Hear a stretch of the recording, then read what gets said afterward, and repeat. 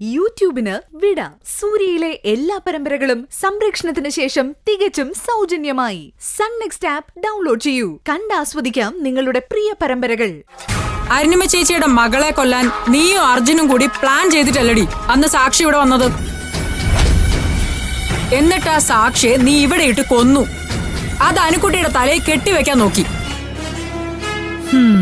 എന്തിനേറെ സ്നേഹ വരെ വിളിച്ചു വരുത്തിയിട്ട് അഖിലിനെ വരെ ഇവിടെ ഇറക്കി വിട്ടില്ലേ? അഖിൽ പോയത് ഞാൻ കാരണമാണോ? നിങ്ങൾ ആട്ടി ഇറക്കി വിട്ടതല്ലേ? നീ കാരണമാണെന്ന് ആരും പറയില്ല. അത്ര രഹസ്യമായിട്ടാണല്ലോ നിന്റെ ഓപ്പറേഷൻസ്. ഇപ്പതാ അമ്മ വരെ നിന്നോട് സ്നേഹത്തോടെ പെരുമാറി തുടങ്ങി. അത് നിങ്ങളൊക്കെ കൂടി ഇല്ലാതാക്കാൻ ശ്രമിച്ചിട്ടും അച്ഛമ്മയുടെ തലയില് വെളിവിന്റെ ഒരു അംശം ബാക്കിയുള്ളതുകൊണ്ടാ. കണ്ടില്ലേ കണ്ടില്ലേ, പൂച്ച പോലെ പതുങ്ങിയിരുന്നവള് ഇപ്പൊ പുലി ചീറ്റും പോലെ ചീറ്റാൻ തുടങ്ങി. മിണ്ടാതൊരു ഭാഗത്തിരിക്കായിരുന്ന പുലിയുടെ വായിലിട്ട് കുത്താൻ വന്നിട്ട് പിന്നെ ചീറുന്നേന്ന് കരഞ്ഞോണ്ട് വല്ല കാര്യമുണ്ടോ മധു ആന്റി? എനിക്കറിയാം, അനുക്കുട്ടി പറഞ്ഞ തന്നെ ശരി.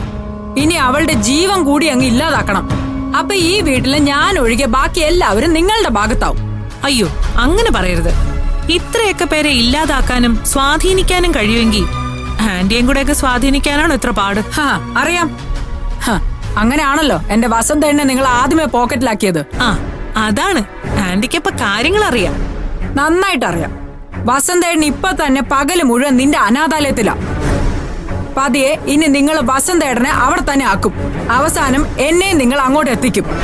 എന്തിന്? അവിടെയുള്ള പാവങ്ങളുടെ മനസ്സമാധാനം കളയാനോ? ഞങ്ങൾക്ക് എന്താ ഭ്രാന്തുണ്ടോ? വസന്തനങ്ങളെ ഞങ്ങൾ നന്നാക്കുകയല്ലേ ആന്റി ചെയ്തത്. ഒന്നുമില്ലെങ്കിലും ഇപ്പൊ പെറ്റമ്മയെ നോക്കാൻ വസന്തനങ്ങൾ തയ്യാറാവുന്നില്ലേ? പണ്ട് ആന്റിയുടെ പാവാടത്തുമ്പിൽ കിടന്ന് ആടിയിരുന്ന അങ്കിളിനെ ഞങ്ങളിപ്പോ ഒരാണാക്കി മാറ്റി. അത് തെറ്റാണോ? അങ്കിൾ ഇപ്പോഴാ ഒരാണായത്.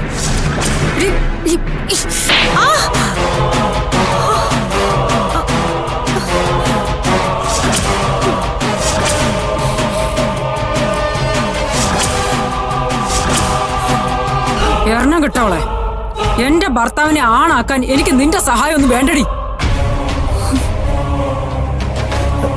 മധു,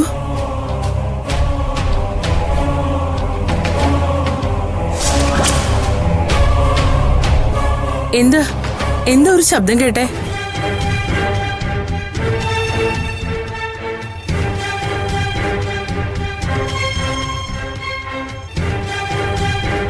എന്താ മോളെ ഉണ്ടായേ? ചേച്ചിയുടെ പുന്നാര മരുമോള് പറഞ്ഞത് കേട്ടില്ലേ? വസന്തേട്ടൻ ഇവളൊരാണാക്കി മാറ്റിയെന്ന്. അതിനെന്താ? ഓ, നീ കണ്ടെത്തിയ അർത്ഥം എനിക്ക് മനസ്സിലായി. നിനക്ക് എങ്ങനെ ഇതൊക്കെ ഇവളോട് പറയാൻ തോന്നി എന്റെ മധു?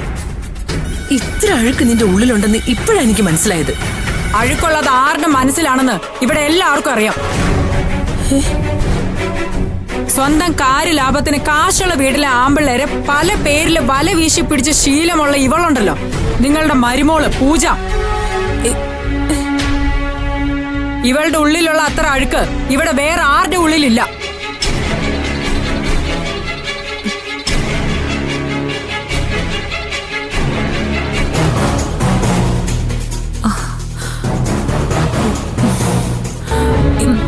എന്താ മോളെ?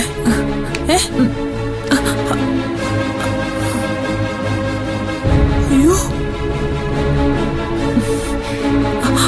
മധു മോളെ തല്ലിയോ? പറ, എനിക്കത് അറിയണം. സാരമില്ലമ്മേ, ദേഷ്യം വന്നപ്പോ ഞാനും ചിലത് പറഞ്ഞു പോയിട്ടല്ലേ. വേണ്ട.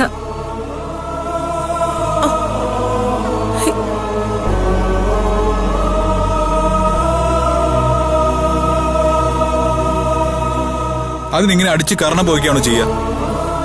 എന്തെങ്കിലും പറഞ്ഞിട്ടുണ്ടെങ്കിൽ തിരിച്ചു പറയണം. അല്ലെങ്കിൽ അമ്മയോടോ എന്നോടോ പൂജ ഇങ്ങനെ പറയുന്നുണ്ടെന്ന് പറയണം. അല്ലാതെ എന്റെ ഭാര്യയുടെ നേർക്ക് ഇങ്ങനെ ആരും കൈ ഓങ്ങണ്ട. അതിന് ഞാൻ സമ്മതിക്കുകയില്ല. പോട്ടെ ചേട്ടാ, സാരമില്ല. മധുവിന്റെ പ്രിയ എന്തൊക്കെയോ ഓതി കൊടുത്തിട്ടുണ്ട്. അതിന്റെ ദേഷ്യം. അവള് നാളെ വേറെ എന്തെങ്കിലും പറയും.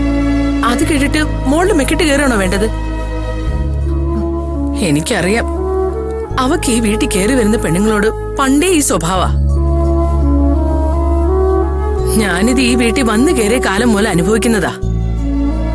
അമ്മ എന്റെ കൂടെ ഉണ്ടായിരുന്നത് കൊണ്ടാ മധുവിന് എന്നോട് പോര് കാണിക്കാൻ പറ്റാഞ്ഞത്.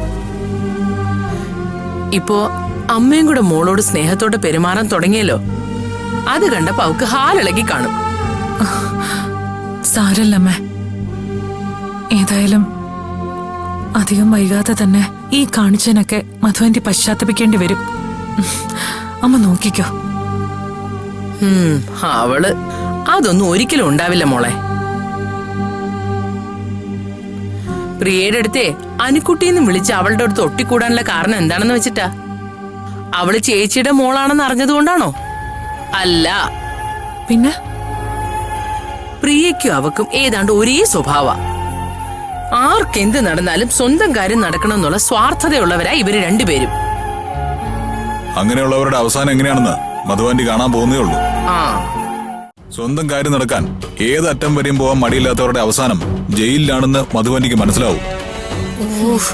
എന്നെ മധുവാന്റി തല്ലിയതാണ് ഇപ്പോഴത്തെ പ്രശ്നമെങ്കിൽ അതങ്ങ് വിട്ടേക്ക്. എന്റെ അമ്മയുടെ അനിയത്തിയല്ലേ, സ്ഥാനം കൊണ്ട് ചെറിയമ്മയല്ലേ ഇപ്പോ. ഒരു തല്ലൊക്കെ തല്ലാം. മാത്രല്ല ഞാനും ഇത്തിരി അങ്ങോട്ട് കയറി ദേഷ്യം പിടിപ്പിച്ചിട്ടുണ്ട്. നീ ചേച്ചി അമ്മയുടെ സ്ഥാനത്ത് കാണുന്നോണ്ടാ അവളെ ചെറിയമ്മയെ കാണുന്നത്. ആ സ്ഥാനം അവള് തിരിച്ചു തരുമെന്ന് മോള് വിചാരിക്കുന്നുണ്ടോ? ആ, അതൊക്കെ തന്നോളൂ അമ്മേ, അല്ലാതെ എന്ത് ചെയ്യാൻ. അരുണിമാമയെ കാണാൻ പോയി തിരിച്ചു വന്നപ്പോ അച്ഛമ്മയുടെ സ്വഭാവം മാറിയത് കണ്ടില്ലേ? അതുപോലെ മധുവാന്റിയുടെ സ്വഭാവം മാറും. ഇത്രയും കാലം അരുണിമ ചേച്ചി ഇവിടെ ഉണ്ടായിരുന്നിട്ടും അവളുടെ സ്വഭാവം ഒന്നും മാറിയിട്ടില്ലല്ലോ. അന്ന് കാര്യങ്ങൾ എല്ലാവർക്കും തെളിഞ്ഞു കിട്ടിയില്ലായിരുന്നല്ലോ. ഇന്ന് അങ്ങനെയല്ല കാര്യങ്ങള്. എന്ത് കാര്യം? എന്താടാ അത് പറയാല്ലേ പൂജ?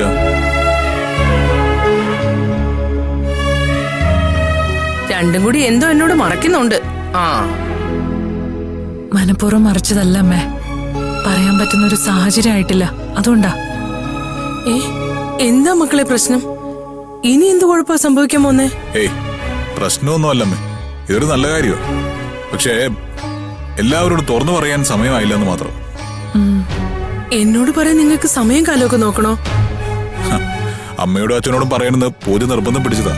പക്ഷേ ഞാനാ തടസ്സം നിന്നത്. കാര്യം ഞങ്ങൾ പറയാം, പക്ഷേ കേസ് കഴിഞ്ഞ് അരുണിമാന്റി പുറത്തിറങ്ങുന്നത് വരെ അമ്മ ഇത് ആരോടും പറയരുത്.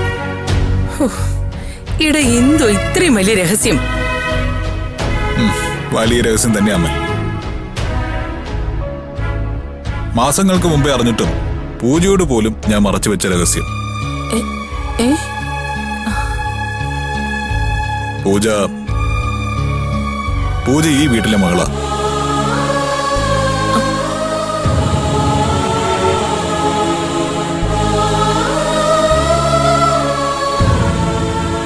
കുറച്ചുകൂടി വ്യക്തമായിട്ട് പറഞ്ഞ, കുഞ്ഞിലെ എനിക്ക് വേണ്ടി അച്ഛനും അമ്മയും അരുണിമാന്റിയോടും നന്ദനങ്ങളിനോടും പറഞ്ഞുറപ്പിച്ച അനുമോൾ.